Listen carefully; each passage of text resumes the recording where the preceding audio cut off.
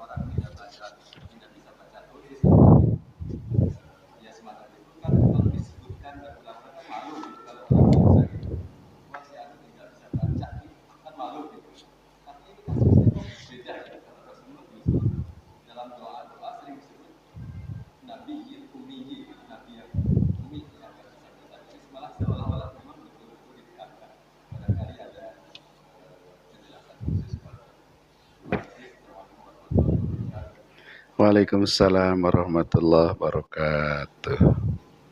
Iya. Jadi Bapak-Bapak yang saya muliakan, memang pembicaraan masalah apakah sebutan ummi terhadap Rasulullah itu maknanya tidak bisa membaca dan tidak bisa menulis huruf. Memang pengertian baca itu ada kadang dimaksudkan ada tulisan lalu dibaca.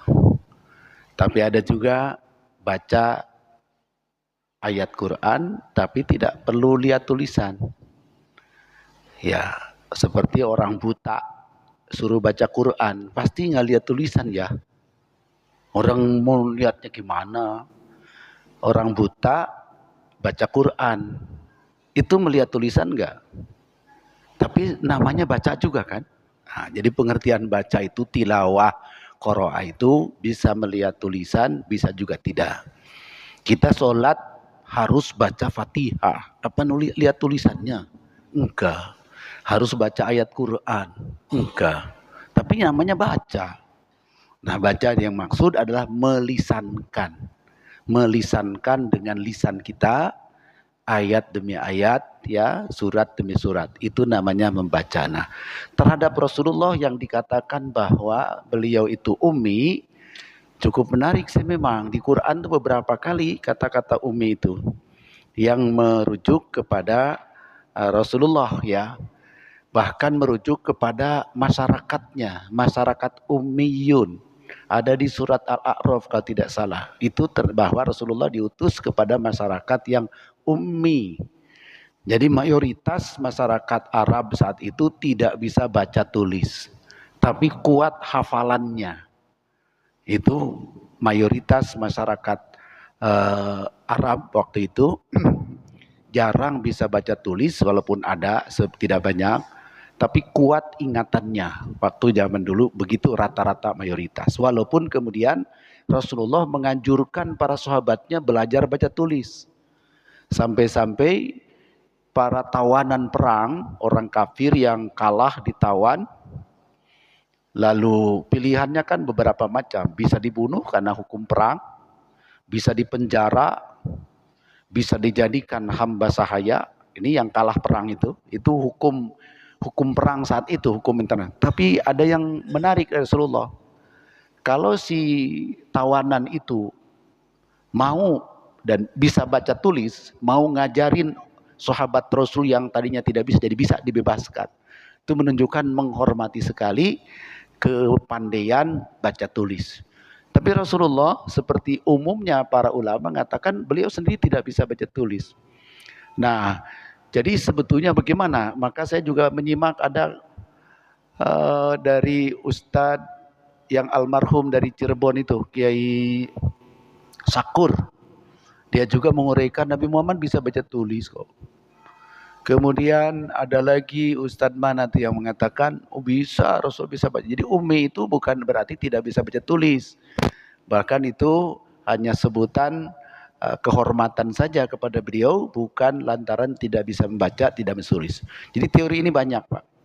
Ada yang mengatakan begini, Rasulullah itu tidak bisa baca tulis sebelum jadi nabi. Tapi bisa baca setelah turun Iqra. Sejak itu dia bisa baca tulis. Ini teori para ulama berkaitan dengan pemaknaan ummi Kangjeng Nabi Muhammad SAW, ya.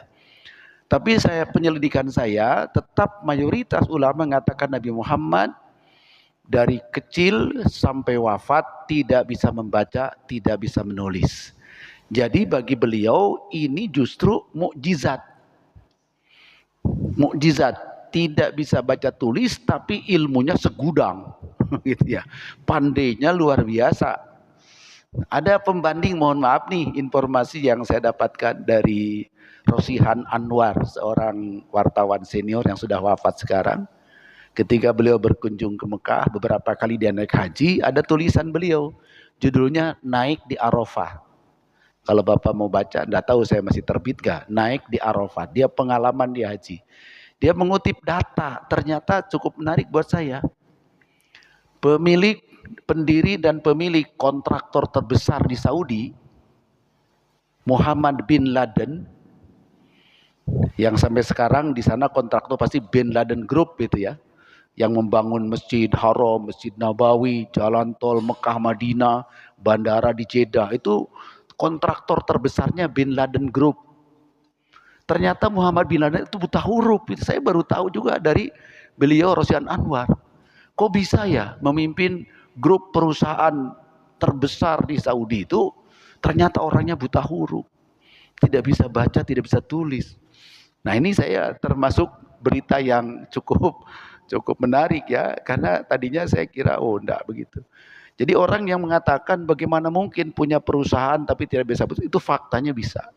Berarti dia ditalar semua dalam akal semua itu untuk mengatur perusahaan, untuk apa, sedangkan akal pikiran tanpa baca tulis. Itu beliau Muhammad bin Laden. Itu contoh. Kecil-kecilan di kampung saya itu penjual itu banyak dulu yang bisa baca tulis, Pak. Tapi dia jualan beras berapa kuintal ke pasar itu rata-rata nggak bisa baca tulis. Tapi kalau ngitung cepetan dia daripada kalkulator. Jadi kalau ngitung kita masih ketak-ketik gini segini cepat sekali. Itu pengalaman masa kecil saya dengan tetangga yang masih family sih, banyak yang usaha itu tidak bisa baca tulis. Jadi masih langka dulu bisa baca tulis itu ya. Nah, jadi rupanya baca tulis itu tidak ukuran kesuksesan, tidak juga jadi ukuran keilmuan ya, tidak jadi ukuran ya, walaupun kita sering mengandalkan baca tulis baru kita bisa. Nah, tentang Rasulullah SAW dalam Al-Quran surat Al-Ankabut, nah cuman ayatnya keberapa saya lupa ya, ternyata ada ungkapan ayat Al-Quran yang menunjukkan Nabi Muhammad memang tidak bisa baca tulis. Andai kata bisa baca tulis, maka orang-orang lain itu akan menuduhnya Quran itu bikinannya sendiri. Itu Quran yang mengatakan begitu. Sebentar, saya lupa ayat keberapa ya di surat Al-Ankabut nih. Saya sudah menemukannya betul. Ya wala arsalnuhan, kemudian yu'adzibu may yasha wa ma antum bimu'jizil ardi wala fis sama wala kafaru waluton. Ayat keberapa? Wa inna muzil wa ibad. Ya, oke masalah ulkulun. Kemudian iyalah mayad'una dunahu tilka maka dari azalikal kitab faladil kitab wa qalu baru ayatun bayyinatul kafabina ya ibadilladzina. Saya lupa ayatnya ya. Itu ayat itu jelas-jelas menyebutkan Nabi Muhammad. Sebentar kalau gitu, kalau tidak salah di HP saya ada ya catatan saya, catatan pribadi saya. Sebentar, supaya pengertian itu didukung oleh ayat Quran ya. Sebentar, saya lihat dulu. Ada ayat.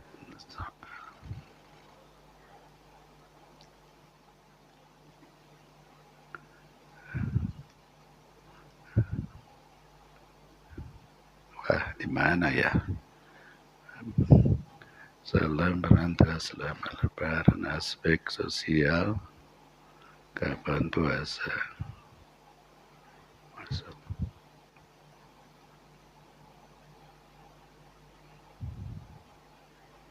Ya Allah.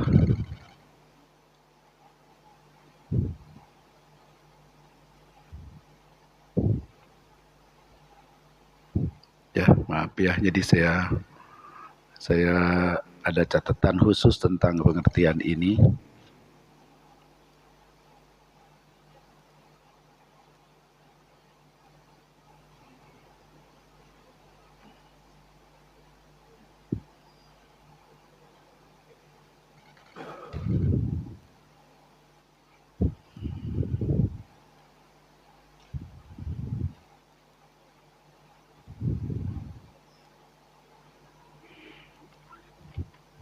Karena sudah sepekan yang lalu itu diperbincangkan di Masjid Harapan kita, dan saya sudah coba terangkan tempo hari, tapi materinya di mana saya lupa ini.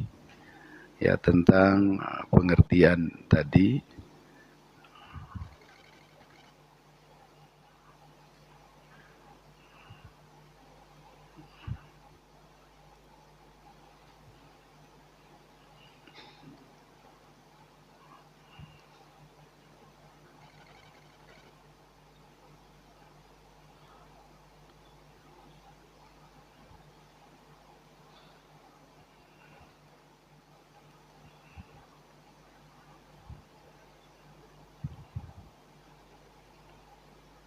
Ya.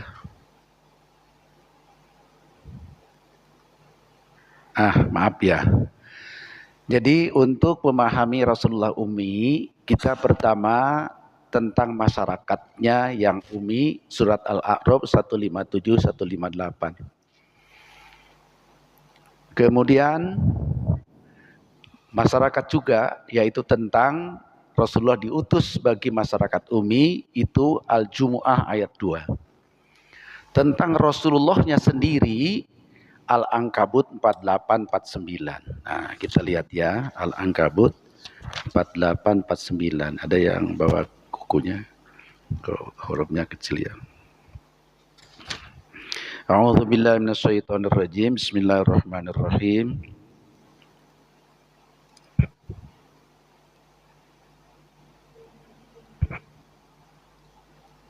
Empat delapan empat sembilan.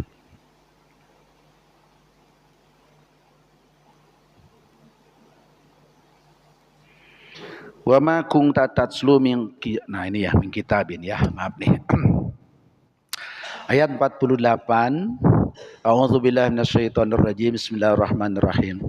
Wa ma kunta tatslu min qablihi min kitabin. Wa ma, dan tidaklah, kunta adanya engkau Muhammad, ini dari Allah ke Nabi Muhammad. Tatslu, kalian membaca, min qablihi, sebelum ini, sebelum turun Quran maksudnya, min kitabin, dari kitab manapun. Jadi Nabi Muhammad tidak pernah membaca kitab apapun sebelum Allah menurunkan Al-Qurannya. Wala takhutuhu, dan tidak juga menuliskan, biyaminika, dengan tanganmu. Artinya tidak nulis, tidak membaca. Idzan, apabila Nabi Muhammad itu menulis dan membaca, lartabal mubtilun, niscaya orang-orang batil itu meragukan keaslian Quran sebagai wahyu Allah. Jadi ini alasan kenapa Nabi Muhammad tidak baca, tidak tulis. Karena kalau bisa baca, bisa tulis, kata ayat Quran ini, orang-orang yang batil itu tidak bakal percaya bahwa Al-Quran itu firman Allah. Jadi Nabi Muhammad seolah merekayasa, menulis sendiri, hasil kajian dia, hasil belajar dia dari yang lain, dibaca, ditulis, lalu menyusun Quran. Maka orang-orang mubtil, orang batil tidak bakal percaya bahwa Quran itu wahyu Allah yang diturunkan ke Nabi Muhammad. Maka untuk mencegah hal tersebut, Nabi Muhammadnya tidak bisa baca, tidak bisa tulis, tidak membaca, tidak menulis. Ini pengertian ayat ya. Wa qalu, dan mereka berkata, oh sebentar, bal huwa, bahkan itu semua ayatun bayyinatun, Quran itu ayat yang menjelaskan, fi suduril ladzina utul ilmu, yang dimasukkan ke dalam hati orang-orang yang dapat ilmu.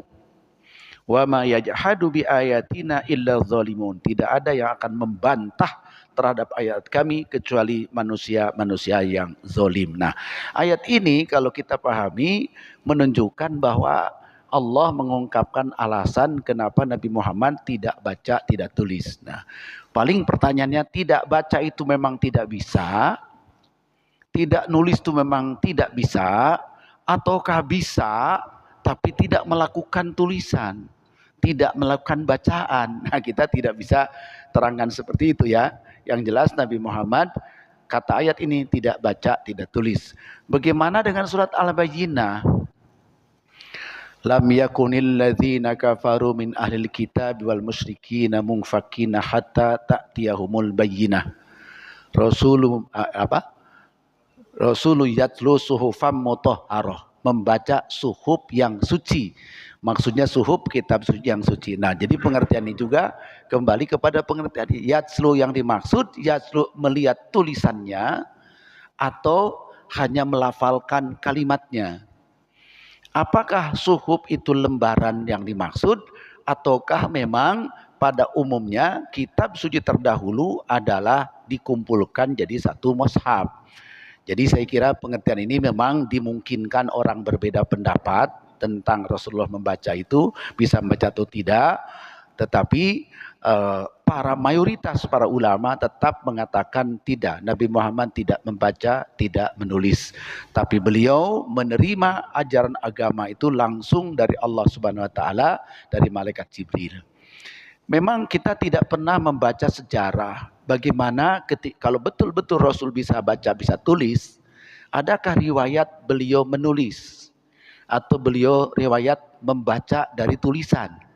Itu tidak dijumpai keterangan itu. Ambil contoh, turunnya surat yang sekaligus, satu surat turun sekaligus, surat Yusuf, 111 ayat. Allah turunkan sekaligus. Ada cerita enggak ketika dia menerima itu lalu beliau tulis semuanya? Tidak ada cerita itu. Yang ada Rasul bacakan, diktekan, para sahabat mendengarnya semua. Jadi tidak ada kisah bagaimana catatan sejarah Kangjeng Nabi menulis tulisan dan membacanya. Itu setahu saya tidak ada dijumpai. Ketika beliau menulis surat, nah ini dalam Sirah Nabawi kan Rasul mengatakan ngirim surat lebih dari 30 surat itu yang dikirim Rasulullah ke Heraklius, kemudian ke ke Kisra, ke Najasyi, ke Mauqais, itu ke Ghatfan, itu beliau kirim surat tahun ke-6, masuk tahun ke-7 Hijriah. Itu seluruhnya ditulis oleh sekretaris. Sekretarisnya banyak, ada 10 lebih itu. Sayyidina Zaid bin Thabit, Sayyidina Ali, Sayyidina Muawiyah, itu ada itu yang sering nulis-nulis kepentingan Rasulullah sallallahu alaihi wasallam. Jadi kepada penafsiran yang mengatakan Nabi Muhammad ternyata bisa baca tulis, bagi saya itu tidak ada data riwayat yang jelas-jelas Rasul menuliskan. Bahkan saya katakan tempo hari ketika Rasulullah itu bikin tanda tangan perjanjian damai antara Sahal, kalau tidak salah Sahal namanya itu, pihak Quraisy dengan Rasulullah, pihak Muslim, pihak mukmin di Hudaybiyah, ketika ada kalimat yang harus dihapus, itu karena yang nulis bukan Rasulullah. Sayyidina Ali tidak berani menghapus Rasulullah. Ada 2 yang dihapus sebetulnya. Bismillahirrahmanirrahim itu dihapus. Karena orang Mekah yang masih kafir tidak mau pakai kalimat Bismillahirrahmanirrahim. Bismikallahumma itu boleh. Kemudian perjanjian antara Muhammad Rasulullah dan titik-titik pihak Quraisy, nah itu Rasulullahnya sudah dihapus. Kata dia, kalau Rasulullah tercantum berarti aku beriman dong. Tuh, hapus Rasulullahnya, diganti Muhammad bin Abdillah. Nah, Sayyidina Ali nggak berani menghapus itu. Karena menghapus Rasulullah itu dikesankan ini serius nih. Berarti menganggap tidak mengakui Nabi Muhammad sebagai Rasul. Kalau Rasulullahnya dihapus, yang nulis Sayyidina Ali. Maka oleh Rasulullah dipanggil Ali, mana tulisan Rasulullahnya? Nah barulah beliau Nabi Muhammad yang menghapusnya. Saya kurang tahu teknik nulis waktu itu gimana ya. Pokoknya yang menghapusnya Rasulullah, tapi yang mengunjukkannya Sayyidina Ali. Itu juga bukti bahwa beliau tidak bisa baca tulis. Nah, lalu terakhir komentarnya, kalau orang yang buta huruf dan buta huruf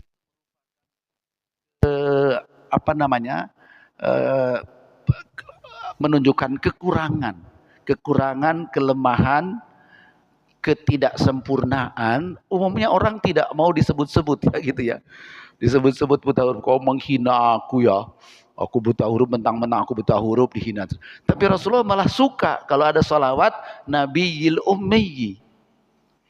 Ya, malah kita hari Jumat itu ada ulama mengatakan kalau Jumat itu sunnah baca salawat, salah satu salawat yang populernya itu pakai kata-kata ummi. Kalau di Betawi itu dilakukan tuh.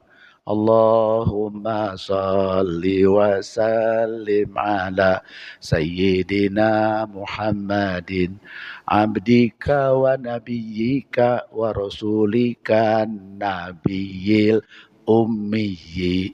Wah, dan begitu ya. Bahkan dalam sholawat-sholawat yang lain itu ummi nempel terus kepada Rasulullah itu. Dan Rasul juga mengajarkan seperti itu dalam beberapa sholawatnya. Nah, menunjukkan bahwa bagi Rasulullah itu bukan kehinaan, bukan cacat, bukan kekurangan. Tidak bisa baca tulis itu bukan martabat yang rendah bagi Nabi Muhammad. Bahkan oleh ulama lain mengatakan itu kelebihan Nabi Muhammad.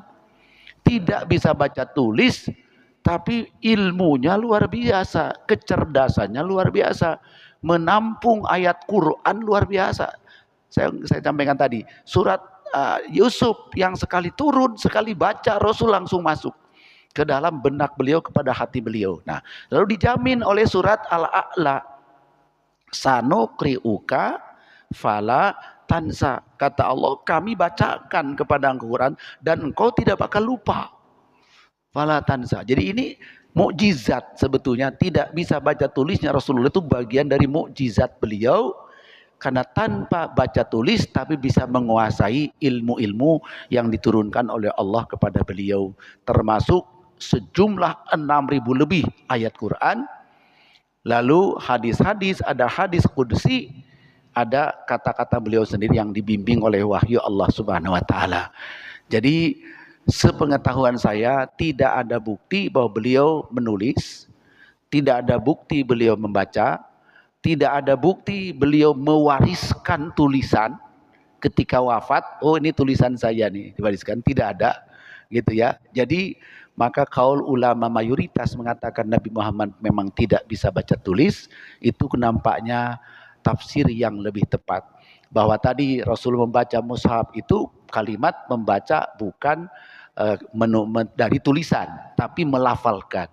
Bukan cuma surat Al-Bayyinah, juga di surat lain juga ada bahwa Rasulullah itu membacakan ayat-ayat. Di surat Al-A'raf juga Rasul akan membacakan ayat. Membaca yang dimaksud, yatslu yang dimaksud adalah melafalkan ayat demi ayat. Tilawah itu tidak selalu melihat tulisan, ya. Maka termasuk tadi, sah tidak orang sholat tapi tidak membaca Quran, tidak baca Fatihah? Tentu tidak sah. Jadi harus baca semua, ya. Gimana dengan orang buta? Bahkan kita tidak pernah bawa tulisan untuk membaca, kan disuruh baca. Jadi baca yang dimaksud bukan melihat dari tulisan, tapi melafalkan ayat demi ayat, kalimat demi kalimat. Jadi versi itu saya tidak mengatakan salah, ya, kalau ada ustadz atau kiai mengatakan begitu, tapi dalam hal ini saya lebih berpegang teguh kepada pendapat mayoritas para ulama. Para tafsir selalu diartikan, dikasih catatan, di tafsir-tafsir kasih catatan itu. Kalau umi itu apa? Gitu. Tidak membaca, tidak menulis. Rata-rata semua ahli tafsir mengomentari kata-kata umi adalah seperti itu, ya. Baru belakangan ada muncul itu yang berpendapat oh dia bisa dan sebagainya, itu pendapat lain, ya. Tapi mayoritas ahli tafsir tetap komentar tentang umi adalah tidak membaca dan tidak menulis. Nah, cuman saya ada dugaan, ya. Kenapa agak belakangan lah ulama-ulama mengatakan bisa baca tulis, itu saya melihat ada kesan bagi mereka itu kok kayak masa Nabi Muhammad tidak bisa sih. Kemarin saya singgung, ya, mengapa Nabi Muhammad tidak bisa? Bukankah orangnya cerdas? Saya tidak tahu IQ-nya berapa. Rangkaikan huruf masa nggak bisa sih? Ini A, ini Ba, ini Ta, ini Sa, gabungkan jadi Batasa. Ini mim, ini ha, ini mim, dan ini Muhammad. Masa sih merangkaikan begitu? Nggak bisa. Anak kita, cucu kita bisa kok. Kok Nabi Muhammad tidak bisa gitu? Logika kita tidak masuk akal memang. Masa sih tidak bisa? Orang pintar, cerdas, luar biasa, merangkaikan huruf kok nggak bisa? Ini nggak masuk akal nih. Kata kita, ya. Tapi saya suka membuat beberapa tadi saya ulangi. Itu Osama bin Laden, Osama anaknya, ya. Muhammad bin Laden tidak bisa baca tulis, memimpin perusahaan, sukses. Lalu saya mikir lagi, Pak. Ini saya pernah diledek nih sama teman saya, sesama ustadz. Gara-gara saya tidak bisa naik motor. Saya tidak bisa naik motor, Pak. Tidak bisa nyetir mobil, tidak bisa. Diledek saya sama teman saya ustadz juga. Orang yang tidak bisa naik motor yang matik, yang tidak usah pakai gigi, itu orang paling bodoh sedunia. Itu teman saya itu, Pak. Itu bodoh sedunia itu. Masa naik motor dengan gas kita Belanda, nggak usah pakai gigi lah, nggak usah pakai kopling gigi itu. Nggak bisa juga. Itu orang paling bodoh sedunia, gitu katanya. Teman saya nih, ledek-ledekan cerita sama saya. Ternyata saya ketemu orang yang aneh juga, Pak. Ada nahoda kapal, Pak. S2-nya di Semarang. nahoda dia, kapal laut. Saya kenal orangnya tapi sudah wafat ya. Ternyata ndak bisa naik motor, ndak bisa naik mobil. Bawa mobil maksud saya, bawa mobil, bawa motor nggak bisa. Bawa kapal bisa. Orangnya dia nahoda itu, kapten kapal dia.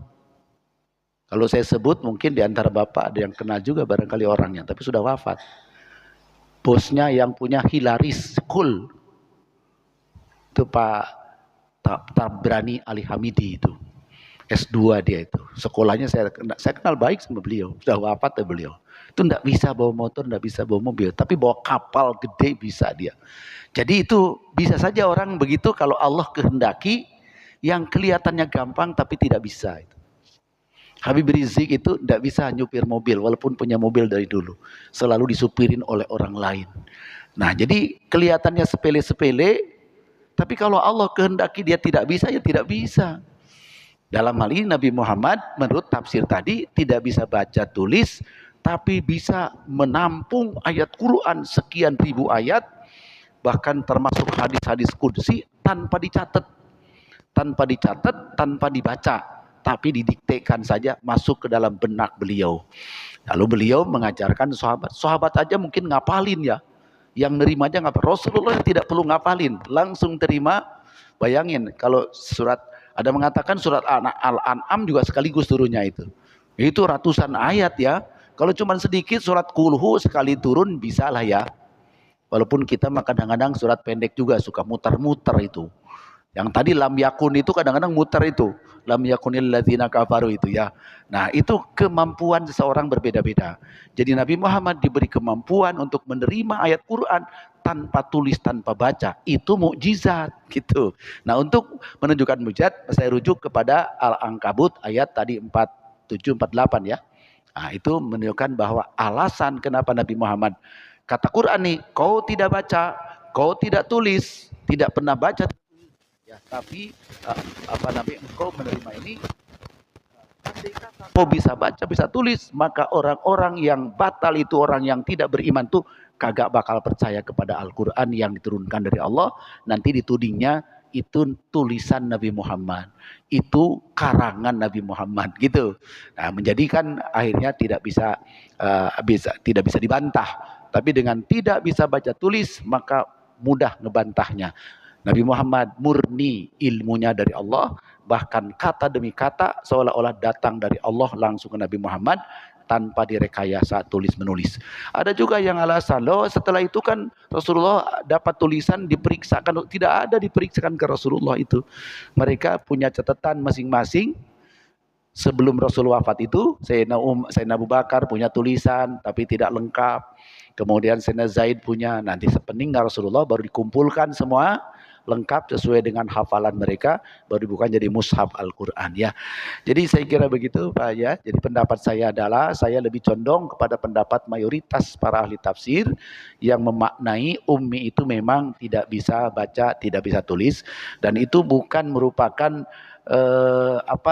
merendahkan Nabi Muhammad dengan cara begitu, tapi justru memuliakan Nabi Muhammad karena tanpa baca tulis beliau menampung, menerima semua firman Allah dengan sempurna sampai selesai dirasakan oleh beliau ya. Kalau kita harus dibantu oleh tulis baca. Tapi barangkali Nabi Muhammad menyadari bagi umatnya tidak bisa seperti Nabi Muhammad begitu, maka dianjurkan baca tulis. Sampai-sampai tadi itu kan orang yang tawanan, kau bisa ngajarin orang ini bisa baca tulis, bebas kamu. Menunjukkan digemarkan baca tulis oleh Rasulullah kepada yang lain. Nah, bagi beliau sendiri baca tulis tidak dibutuhkan karena beliau menerima wahyu dari Allah dengan bimbingan Allah langsung. Kira-kira begitu ya pendapat saya. Memang ini di beberapa tempat berkembang tapi sudah lama ya. Saya pernah diskusi dengan seorang jemaahnya tetap ngotot sampai dia bawa hasil print yang surat Rasulullah itu Pak. Karena di medsosnya itu mungkin ditulisnya bahwa ini surat Rasulullah. Jadi dikira Rasulullah nulis surat dan dikirim. Nah, kalau dikatakan nulis surat, yang nulisnya bukan beliau. Karena nanti di situ ada beberapa juru tulis Rasul yang selalu mendampingi Rasulullah dalam kepentingan tulis menulis ya, baik surat, perjanjian dan sebagainya itu ditulis, yang nulisnya adalah sekretaris Rasulullah. Yang nanti sekretaris ini akan mengumpulkan Quran juga setelah Rasulullah wafat. Wallahu a'lam bishawab. Begitu kurang lebih ya. Baik, masih ada yang Bapak Ibu sampaikan, silahkan. Ya, monggo Pak Haji. Waalaikumsalam warahmatullahi wabarakatuh.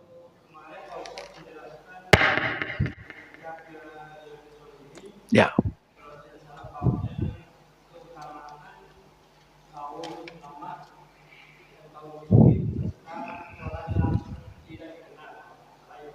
Ya.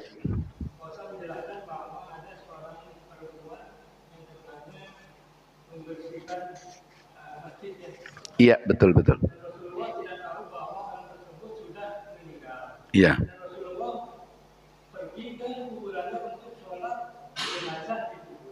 Iya, betul.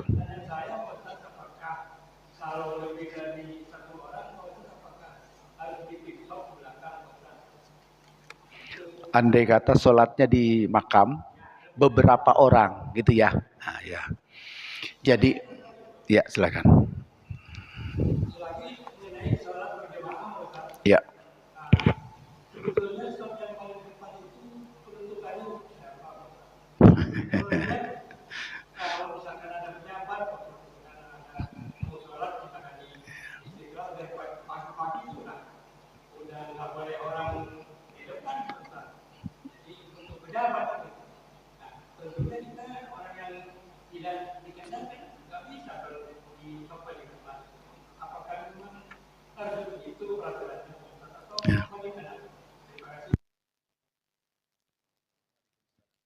Baik ya. Yang pertama, Rasulullah riwayatnya sahih tentang sholat jenazah di makam. Yaitu makam seorang wanita yang suka bersih-bersih masjid, meninggal dan sudah lewat sebulan baru beliau sholat. Nah, tapi riwayat itu mengatakan beliau sendiri ya sholatnya. Nah, pertanyaannya gimana?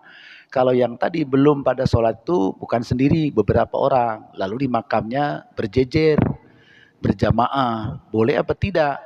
Jawabannya boleh saja. Karena itu peraturan sholat kan kalau sendiri-sendiri munfarid, kalau berjamaah kan bisa berjamaah juga. Tinggal masalah tempat saja. Memungkinkan nggak sholat beberapa orang? Boleh saja sesama orang yang belum menyolatkan dan sholatnya jenazah. Jadi saya mohon maaf, beberapa waktu lalu itu mungkin berapa bulan ya, ada di medsos itu, di TikTok apa di apa ya, yang ada beberapa orang sholat di makam. Lalu ada yang ngomentari, sholat apaan itu, sesat itu, sholat jenazah di makam, gitu ya. Lalu saya komentari sebetulnya enggak juga, enggak sesat. Ada dalilnya Nabi Muhammad sholat di makam, mensolati jenazah yang belum sempat beliau sholati, sholat. Jadi jawabannya itu. Jadi kalau yang tadi mengatakan sesat itu nampaknya dia dikesankan sholat di makam itu adalah sholat apa ya, yang tidak ada contoh Rasul, lalu jangan-jangan seperti mensakralkan pemakaman dan sebagainya gitu ya. Jadi kesannya. Jadi ada unsur mungkin dugaan menyimpang dari syariat, menyimpang dari akidah barangkali.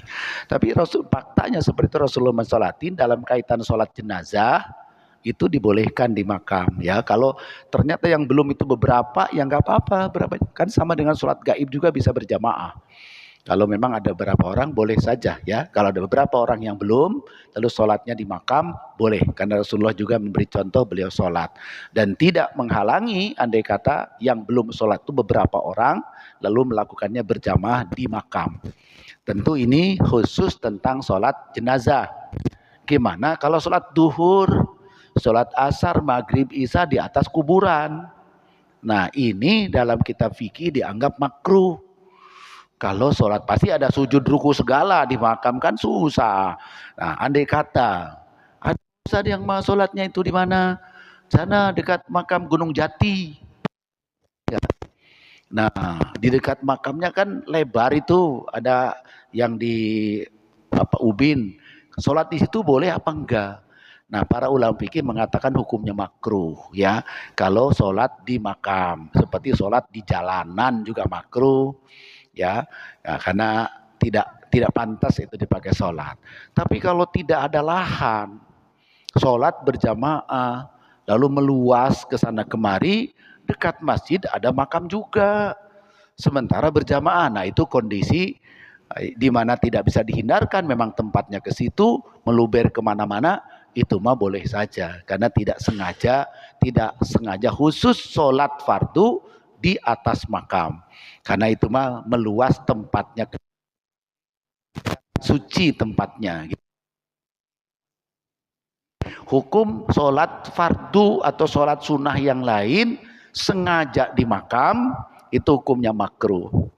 Kalau tapi sholat jenazah, karena Rasul kasih contoh, tidak ada makruh, bahkan boleh saja, karena ada kaitan memang mensolati jenazah namanya juga. Cuman bedanya jenazahnya sudah dikubur. Nah, kalau belum dikubur kan nampak seperti ini. Ini dikubur, jadi tujuannya mensolati jenazah. Oleh itu boleh. Jadi jawaban yang pertama menurut saya boleh saja. Kalau yang sholat jenazah di makam itu tidak sendirian, ada beberapa juga yang punya kepentingan ingin.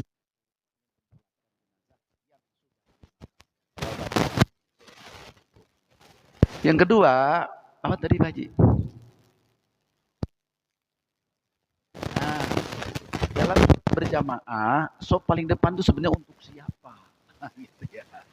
Kalau secara umum sih siapa saja yang datang lebih dulu silahkan menempati tempat sesuka hati. Jadi kalau ada yang depan kosong, tempati sesuka hati. Itu hak dia, orang yang paling duluan datang, gitu ya. Itu pada dasarnya begitu. Tapi kemudian, nah, karena sholat yang paling depan itu ada beberapa kemungkinan. Jika imam berhalangan di tengah-tengah sholat, yang paling mudah menggantikannya pasti saf yang depan. Walaupun yang menggantikannya dari pinggir juga boleh, baru maju ke situ gitu ya. Asal jangan membelaki Ka'bah waktu berjalannya. Itu masih bisa. Tapi yang paling mudah kan orang yang paling dekat ke posisi imam tadi. Sehingga sering yang paling dekat itu disiapkan untuk cadangan imam. Nah, ini saya lihat di Mekah, di Madinah begitu. Maka di Mekah, di Madinah ada tempat imam lalu diblokir dulu, tapi tidak banyak sih, paling untuk berapa orang, 7 orang paling, diblokir dulu itu kalau sebelum datang waktunya sholat berjamaah. Untuk imam dan untuk ini dikasih pagar itu, pagar tali itu diblokir. Itu cadangan imam, karena imam bisa saja sedang sholat, tidak ada halangan, maka tentu harus orang yang siap mampu menggantikan, maka itu sering diblokir. Jadi itu teknis sebetulnya ya. Andai kata semua mampu, silahkan saja siapapun di situ. Nah, cuman menghindarkan kemungkinan-kemungkinan ada halangan imam yang utama, maka yang menggantikannya jangan sampai repot, maka disiapkanlah yang terdekat. Gitu ya. Kalau pejabat gimana nih? Mudah-mudahan pejabat juga bisa ganti jadi imam ya. Cakep tuh kalau gitu. Wih, yang paling depan sini presiden, wakil presiden, perdana menteri kalau ada sebagian sini. Iya. Bahkan sebetulnya mohon maaf ya, dalam hukum, dalam prioritas imam, dalam kitab fikih, prioritas imam, siapakah yang berhak ngimamin itu? Ternyata pemimpin, Pak. Khalifah. Ya, jadi kalau di Indonesia presiden yang punya hak memimpin sholat itu presiden. Kalau di Indonesia, kalau sistem khilafah ya khalifah, kalau sistem emirat ya amir, itu yang punya hak. Tapi yang punya hak boleh mendelegasikan atau mewakilkan ke yang lain. Kalau tanpa izin presiden, tanpa khalifah tidak bisa itu, karena dia punya hak pertama. Tapi kalau beliau mewakilkan ke yang lain, maka yang lain pun siapapun bisa. Gitu. Nah, jadi di Istiqlal itu kalau ada hari raya Idul Fitri, Idul Adha, itu diblokir dulu itu untuk para pejabat di depan. Kebetulan saya dulu tinggal di Gunung Sahari, Pak. Kalau lebaran saya sering ke Istiqlal zaman dulu tahun 70-an sana saya. Nah, itu memang diblokir, kalau kita mau nggak bisa, karena nanti baru datang presiden dan sebagainya, baru datang semua blok di situ semua dengan para pejabat tingginya. Nah, bolehkah seperti itu? Saya berpendapat ya, memang bagusnya sih prioritas terdekat ke imam itu siapapun yang datang lebih dulu, karena dapat pahalanya lebih besar. Makin besar ke depan, makin dekat ke imam, makin besar pahalanya. Jadi jangan dimonopoli itu. Siapapun punya hak untuk dapat pahala paling besar. Jangan dimonopoli gitu. Jadi dengan diblokir itu kayaknya monopoli itu. Orang lain tidak boleh. Nah, tetapi ada pertimbangan lain. Pejabat itu, karena orang yang mengurusi masyarakat banyak, kepentingannya lebih banyak, lebih luas. Maka supaya dimudahkan dalam rangka ngurusin semua rakyat, maka untuk sholat pun dikasih mudah posisinya. Jangan sampai macet gitu. Kan mau ngurusin orang banyak nih. Sebelum datang ngurusin orang banyak. Setelah selesai sholat kembali ngurusin orang banyak lagi. Maka yang begitu kasih prioritas supaya lancar. Itu kira-kira. Maka dengan diblokir mereka, mereka datang belakangan pun tidak apa-apa. Karena dia ngurusin rakyat dulu. Setelah sholat mau ngurusin rakyat lagi. Maka harus buru-buru kasih kemudahan. Jadi saya kira itu masalah teknis, memprioritaskan orang penting. Memang benar, manusia itu ada yang penting, ada yang kurang penting. Kalau dari sini kan, jangan abaikan orang miskin, kan gitu Rasulullah ya. Itu betul, orang miskin bisa penting juga kan. Nah, orang tidak miskin bisa penting juga. Nah, dalam hal ini pemerintah itu dianggap orang penting. Penting apa? Penting ngurusin rakyat. Kalau pentingnya untuk yang lain mah nggak cocok. Nanti habis itu mau makan-makan. Makan-makan bukan urusin rakyat mah nggak penting. Mungkin setelah selesai sholat saya harus ngurusin nih pembagian BLT dan sebagainya gini. Ngurusin pembangunan ini. Itu kan urusan rakyat. Harus dimudahkan. Nah, harus dimudahkan. Maka untuk sholat berjamaah pun oleh kita diberi kelonggaran supaya gerak-gerik ke sana kemarinya mudah. Saya kira itu ya. Dan di Saudi, di Mekah, Madinah juga sama. Yang datang itu imam dikawal oleh pengawal, lalu para cadangannya juga itu sudah diblokir, tapi tidak banyak. Nah, kenapa? Karena beliau ini orang-orang yang urusannya banyak untuk kepentingan orang banyak tadi, maka dikasihlah prioritas seperti. Jadi saya kira itu hal yang bisa dipahami oleh kita kalau disiapkan orang-orang penting menempati tempat supaya lancar dalam segala urusannya. Nah, kita rakyat biasa ya di belakang saja. Urusannya kan kita mah cuman urusan apa sih? Gitu kira-kira ya. Nah, seperti lewat di jalan juga sama kan. Kalau orang yang penting, pakai full rider begini, pakai sirine orang penting, urusan orang banyak. Gitu. Maka jangan dimanfaatkan oleh orang tertentu. Orang gak penting pakai sirine. Maka dilarang tuh oleh kepolisian ya. Yang tidak penting gak boleh pakai sirine ya. Yang penting-penting silahkan karena ada kepentingan. Karena urusannya urusan banyak orang pasti lebih penting daripada urusan seorang. Kira-kira begitu logikanya ya. Maka kemarin sempat heboh tuh di medsos tuh apa tuh ya? Yang artis pakai four rider lewat tol dan sebagainya, dikritik orang. Urusan apa artis? Kok dikawal segala? Ya namanya bayar, four rider ya kawal juga ya. Orang lain suruh minggir, macet pun bersabar orang lain, tapi orang tertentu kok bisa ini. Bagi orang yang penting silahkan. Yaitu karena mengurusin orang banyak, kepentingan orang banyak. Saya kira itu logikanya. Secara fikih saya kira itu dibolehkan. Begitu Pak Haji ya. Nah, jadi silahkan berlomba untuk kebaikan sepanjang tidak berlawanan dengan kepentingan lain. Sholat saf paling depan itu adalah paling baik ya. Jadi lebih ke depan, lebih ke dekat ke imam, lebih baik nilainya dalam pahala sholat berjamaah. Terima kasih. Hadanallahu ikum ajma'in. Subhanakallahumma rabbana bihamdik. Asyhadu an la ilaha illa anta astaghfiruka wa atubu ilaik. Wa sallallahu ala sayyidina Muhammad wa ala alihi wa ashabihi ajma'in. Walhamdulillahi rabbil alamin. Wassalamualaikum warahmatullahi wabarakatuh.